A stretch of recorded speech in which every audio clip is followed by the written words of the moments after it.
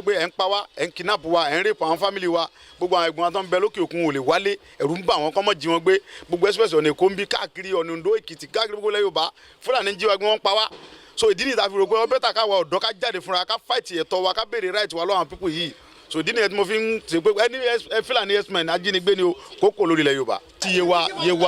Yewa là ń lọ báyìí torí pé a rí pé ibẹ̀ gangan ni àwọn Fúlàní ajínigbé yìí ni wọ́n ti ń ṣe jàǹbá fáwọn ọmọ Ogun State púpọ̀ jù so ibẹ̀ gangan là ń lọ sí báyìí. mi ò tí ì rí Yorùbá kankan tí mo lè sọ pé gbàbọ̀dé ṣe ti understand because gbogbo Yorùbá ló dìde ìjà tá ń jà ìjà gbogbo Yorùbá ni ẹ dẹ̀ rí pé àti mùsùlùmí àti Christian gbogbo ẹnìbọn ní ń jà kì í ṣe pé jà Ìgbòho nìkan gbogbo wa là ń jà gbogbo Yorùbá ló ń jà kò sí pé Yorùbá kan ń gbé àbọ̀dẹ̀fẹ́ nìkan kan ká dẹ̀ dúpẹ́ lọ́gbọ́ àwọn tó wà ní diaspora rí pé gbogbo ọ̀nà dìde tán so gbogbo àwọn ọba náà ti dìde gbogbo àwọn ọba ti dìde everybody ti dìde kò sí pé bóyá Ààrẹ Ọ̀nà Kakanfò náà dìde ó ń bínú so gbogbo àlà ń bínú papọ̀ kì í ṣe pé Yorùbá kan ń ságbàbọ̀dẹ̀ so ìjà tá ń jà ìjà gbogbo Yorùbá ni ó dẹ̀ ti dópin enough is enough.